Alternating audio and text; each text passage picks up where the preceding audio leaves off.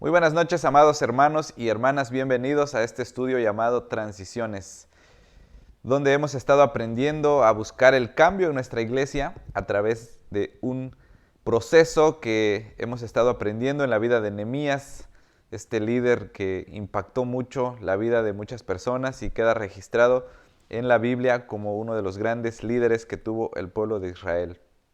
Haciendo un breve recordatorio, hemos visto que la transición que una iglesia llevará a cabo comienza con la visión que Dios pone en el corazón y en la mente de los líderes. Ahí parte todo, ahí nace este deseo y este anhelo de llevar a la iglesia a un paso más allá, a salir del confort y buscar ese cambio que Dios quiere en nuestras vidas a nivel personal y a nivel iglesia.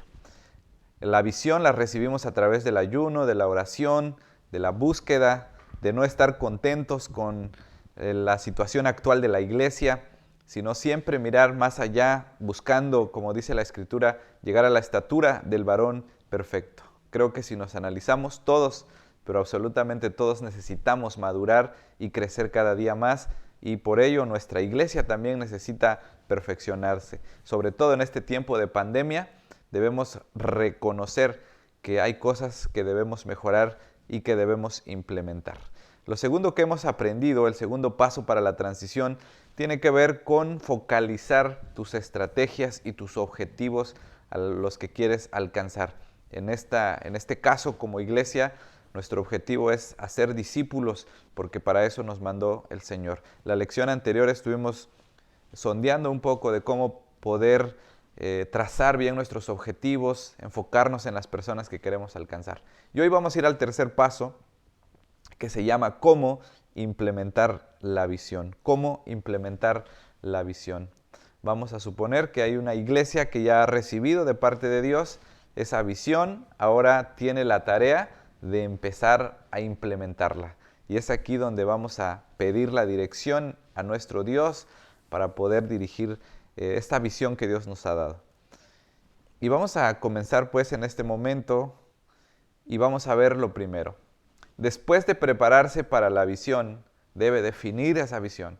Luego de definir la visión, debe plantarla, debe plasmarla en el corazón y en la mente de las personas. Lo primero que vamos a hacer es que lo debemos plantar en los líderes, que los líderes claves de su iglesia, para que su visión se convierta en la de ellos también. Quizás este es uno de los grandes problemas que nos enfrentamos como iglesia y como líderes. A veces tenemos buenas ideas, buenos proyectos que han nacido de esa comunión con Dios, de esa búsqueda y de esa entrega apasionada por el Señor. Dios nos revela su visión, a veces es a través de la lectura de la Biblia, en un devocional, y Dios nos habla fuertemente. Estoy seguro que a todos los que nos reunimos en la Iglesia del Divino Salvador y en las misiones, el Señor nos habla. Pero nuestro problema es que a veces no sabemos cómo traspasar esa visión o cómo compartirla a los demás y perdemos mucho en ese lapso. La visión no es un árbol creciendo que da frutos. Al contrario, la visión es una semilla y como tal debe plantarse en la tierra apropiada para que crezca, florezca y dé fruto. Vamos a imaginarnos que la visión de Dios es una semilla que debe ser implantada en el corazón, en el suelo de la mente y de los corazones de los hermanos que se reúnen en la iglesia, para que una vez que llegue a ese terreno produzca, germine y dé fruto para la gloria de Dios. Si la visión es una semilla, la tierra apropiada es el corazón de los líderes de su iglesia. Una iglesia no crecerá más allá de sus líderes. Y me refiero a líderes en plural porque no es solamente el pastor. Lamentablemente en nuestro contexto y en nuestra querida América Latina tendemos a buscar verdugos y a crucificar al pastor o al líder o al empleado y descuidamos o dejamos de entender que Dios ha llamado a muchos líderes para que estos a su vez dirijan a la iglesia. Si un líder no tiene una visión, ¿cómo va a poder guiar a su iglesia? Como cristianos sabemos que Dios ha llamado a diferentes líderes en su iglesia y son ellos Es en el corazón de estos líderes donde la visión debe aflorar, debe dar frutos. Nos encontramos a veces que por no estar en comunión con Dios, por no orar, por no leer nuestra Biblia, tenemos reuniones de planeación, pero no concordamos. Quiero contarles una experiencia que estuve en una iglesia donde nunca pudimos ponernos de acuerdo porque cada líder tenía una idea diferente y parecía ser que cada quien estaba convencido de lo que Dios lo había llamado a hacer. Y eso limita bastante el desarrollo y el funcionamiento de una iglesia. Este paso de implementar pues la visión en el corazón de la iglesia es la piedra de tropiezo de muchas iglesias. Hay algunas razones por las que la visión a menudo muere antes de que se llegue a plantar en los corazones de los líderes de la iglesia. Vamos a ver en qué consiste esto. Esa primer piedra de tropiezo es que cuando comenzamos, dice que entramos con mucho entusiasmo. Queremos implementar la visión y esto a menudo nos lleva a avanzar sin tomarnos el tiempo necesario para que los demás líderes suban a bordo. En este caso, como iglesias presbiterianas, estamos hablando que la visión nacería en el corazón del pastor y de los ancianos. Pero a veces echamos a andar la visión sin pues ponernos a pensar que también hay otros líderes que necesitamos que se suban al barco para que esto camine. Empezamos, ¿verdad? Cuando hay un proyecto o cuando hay un plan de trabajo, nos emocionamos, vemos proyectos ambiciosos de alcance, de ir y predicar el evangelio, etcétera, etcétera. Y pues empezamos, arrancamos y luego nos quedamos a la mitad porque no todos están comprometidos para llevar a cabo estos planes. Recuerdo que cuando recién comencé mi ministerio me mandaron a una congregación muy pequeñita y tenía muchas ideas y muchos planes, pero al parecer la iglesia no podía seguir estos planes porque tenía sus propias ideas. Y una hermana que aprecio mucho, ya está en la presencia del Señor, esta hermana me decía: pastor, usted está haciendo el intento.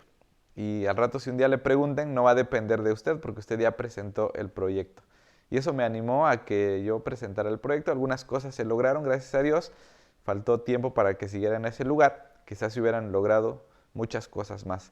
Pero suele pasar que a veces el líder, o cuando ya ha compartido a los ancianos la visión, estamos muy emocionados y echamos a andar los proyectos sin invitar a los demás líderes que se suban al barco, y eso va a traer muchos conflictos. Lo segundo que a veces hace que la visión no genere sus frutos es que la teología en muchas de nuestras iglesias es tan vertical que muchos pastores piensan que no hace falta que los demás líderes suban a bordo. Obviamente el escritor está contando su propia historia en un contexto americano donde hay mucho liderazgo. A veces estamos hablando de mega iglesias donde hay 4, 5 o 10 líderes potenciales. Habría que convencerlos para que se sumen a esta visión y que abracen con todo su corazón el proyecto que se va a echar a andar. En nuestro contexto veracruzano, ¿qué más quisiéramos como pastores? Que todos se subieran a bordo. Estamos, al menos en mi persona y otros pastores con los que converso, quisiéramos que si la femenil, los jóvenes, los niños participaran de la visión y de la misión, sería algo maravilloso, algo que estaríamos totalmente alegres si esto sucediera. Así que no vamos a encontrar mucho en nuestro contexto veracruzano el que los pastores no quieren que se suban las personas al barco de la visión y de la misión, al contrario. Pero puede ser que haya una iglesia donde haya problemas de liderazgo y algunos estén luchando por ver si participan o no participan sus líderes. Pero bueno, gracias a Dios que en el contexto donde nos desenvolvemos, pues nuestra teología con respecto al ministerio de la iglesia es involucrar a la mayor cantidad de personas para que nuestro ministerio camine. Vamos a identificar 3 grupos de líderes que son esenciales dentro de una organización. Dice que debemos asegurarnos la aprobación de esos agentes de poder, de esos líderes que tienen influencia nata. Algunos influyen formalmente por su cargo o posición, por su personalidad. Otros influyen informalmente por su personalidad, experiencia o longevidad. ¿Qué debemos hacer con estos líderes que son natos, que están ahí? Cuénteles la visión y cómo lo piensa llevar a cabo. No tenemos todo el tiempo para hablar de esto, pero en el libro de Transiciones detalla totalmente el escritor cómo Nehemías no salió solo. Leemos ahí en Nehemías 2:5 que dice: si a su majestad le parece bien, y si este siervo suyo es digno de su favor, le ruego que me envíe a Judá para reedificar la ciudad donde están los sepulcros de mis padres. Nehemías sabía que había algunos líderes a los cuales tenía que convencerlos. Abrió su corazón a ellos, les contó su visión, le contó cuánto tiempo le iba a llevar a hacer este proyecto, cuánto le costaría, y después que recibió la aprobación y vio que todos apoyaban, él comenzó a andar y echar a andar este proyecto. Pensando como pastores, nosotros pues obviamente tenemos que presentar en algún momento de nuestro ministerio, ya sea en un lapso de 3 o 5 años, un proyecto al consistorio, y pues es tarea también del consistorio abrazar ese proyecto, de los diáconos y de los demás líderes de las organizaciones, y en ese sentido serían agentes de poder las organizaciones. Pero bueno, también sabemos que hay líderes natos dentro de la iglesia que bien nos ayudarían a involucrarlos para que ellos estén también trabajando y conozcan el proyecto, conozcan qué queremos lograr, a dónde queremos ir, para que de esa manera pues la iglesia pueda caminar unida. Vemos también que en la iglesia hay dos grupos de personas cuya ayuda necesitará, y es preciso que antes de comenzar cualquier transición se asegure de tener su respaldo. Asegúrese o asegure la ayuda de los líderes por cuyo territorio tendrá que atravesar. Una metáfora que pone aquí el escritor es que en el mundo antiguo, cuando tú querías ir de un lugar a otro y te tocaba atravesar parcelas o terrenos que no te pertenecían, tenías que ir y pedir permiso. Era un delito grave que tú estuvieras caminando por ahí en un territorio donde no te correspondía. Esto todavía se da en algunas culturas de aquí, de México. Así que lo que hay que hacer pues es ir a pedir permiso en cierta medida.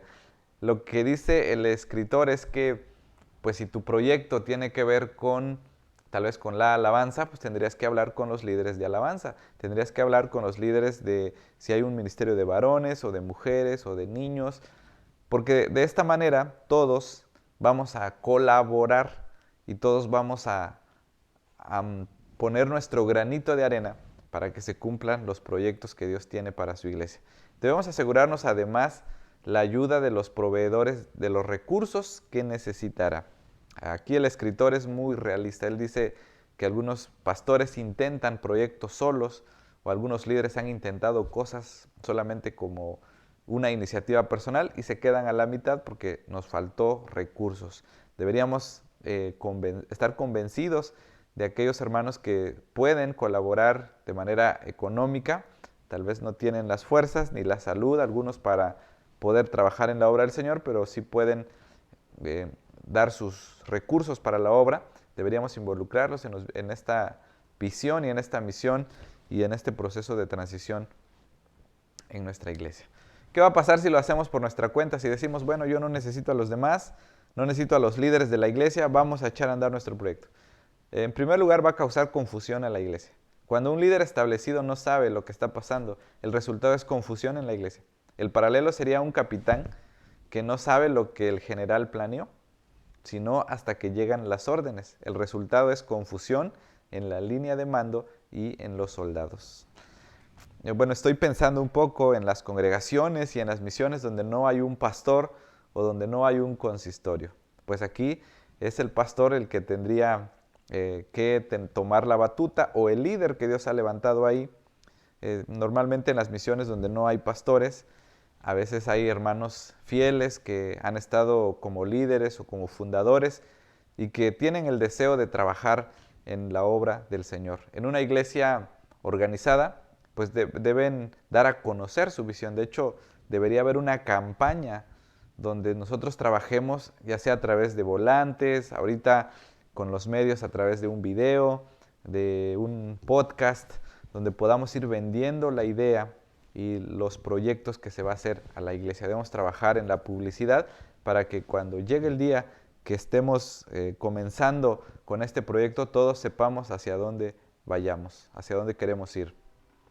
Imagínate qué triste sería que el barco va a comenzar va a empezar a zarpar, está dando los avisos, pero todavía hay personas que no se han sumado. Yo creo que cuando la iglesia o el liderazgo de la iglesia comience su proyecto, debemos estar conscientes de que la mayoría de la gente sabe a qué horas va a salir el barco y hacia dónde va a ir. Imagínate que tu iglesia es así como un crucero o como un barco. La grande pregunta para ti sería es que si sabes hacia dónde va tu iglesia y hacia dónde va tu liderazgo. Si no, pues pregunta cuáles son los proyectos que están haciendo en tu iglesia, tu liderazgo, qué se proponen en tu iglesia. Si lo hacemos por nuestra propia cuenta, provocará que la gente se atrinchera. Cuando no se incluye a los demás en el proceso de cambio, puede que se sientan como si les estuvieran quitando su iglesia y que se vean amenazados, reaccionarán cavando trincheras y esperarán allí hasta que usted cambie o hasta que se vaya. Esto suena un poco trágico, pero la realidad es que es así. Debemos aprender a comunicar la visión como líderes. Algo también que va a suceder es que hay gente que no se va a subir al barco de la visión. He presentado algunas visiones en otras iglesias y hay un grupo fiel que Dios está trabajando en sus corazones y se suma a esa visión que Dios ha puesto en el corazón de los líderes. También hay hermanos que son sinceros y dicen no me interesa, o simplemente te dicen que sí, pero nunca van a llegar cuando el barco empiece a zarpar. Así que pues también esto estará dentro de la providencia de nuestro Dios, pero nuestro propósito es no hacerlo solo para que la gente piense que pues estamos edificando nuestro reino. Si lo hacemos por nuestra propia cuenta, provocaremos que los líderes se vayan de la iglesia. Un líder desinformado a menudo cree que no lo quieren ni lo necesitan. Muchos líderes tienen la gran necesidad de estar informados y de sentir que lo quieren y que lo necesitan. Si no provee para sus necesidades, encontrará otra iglesia que lo haga. Esto es una realidad muy difícil también, pero es muy común dentro de las iglesias, donde la gente no se siente incluida, aunque tenga mucho potencial, pero si hay algunos problemas de liderazgo, no quieren incluir a algunas personas, puede ser que haya alguien que pues le interese mejor estar en otro lado. Algo que se había notado hace muchos años es que cuando no involucramos a las personas en el trabajo, imagínate que ahí está un líder nato. Ese líder nato va a querer participar y va a querer servir, pero al ver que no hay ese campo o que no lo están invitando, pues por su mismo carácter de líder va a buscar otro lugar donde él pueda implementar sus ideas o va a empezar a trabajar. Con tristeza he visto cómo se desaprovechan oportunidades y líderes muy buenos se van de la iglesia porque no hubo esa oportunidad o porque no los tomaron en cuenta. Y lo último, si lo hacemos por nuestra propia cuenta, personalmente ese liderazgo se va a hacer mucho daño. Sentirá dolor por la confusión, dolor por los líderes que se están yendo, dolor por la duda que se proyecta sobre su visión y quizá tenga la fuerza suficiente para resistir el dolor, pero los líderes heridos no toman buenas decisiones. Esto va a traer cansancio, dolor, frustración al liderazgo de la iglesia. Bien, amados hermanos, esperando que este paso número 3 nos haga reflexionar como iglesia y nos recuerde que como líderes debemos implementar nuestra visión y nuestra misión en el corazón del liderazgo y de ahí vender esta misma idea a las demás personas que nos van a seguir. Me encanta ese texto de Proverbios que dice que sin profecía el pueblo se desenfrena. Y la NBI dice, sin profecía, sin liderazgo, sin visión, el pueblo se desenfrena. El pueblo se distorsiona y se dispersa. Somos llamados, mis amados hermanos, a seguir la visión del Señor. Yo espero que mis líderes de la iglesia, los hermanos que aman la obra, estemos en la misma sintonía, dediquémonos a la oración, a la lectura de la palabra del Señor, que cuando lleguemos a implementar la visión y la misión de nuestra iglesia, tú puedas ser uno de aquellos que se sumen. Que así sea, amados hermanos, y un saludo fraternal en este momento que me están escuchando. Dios les bendiga.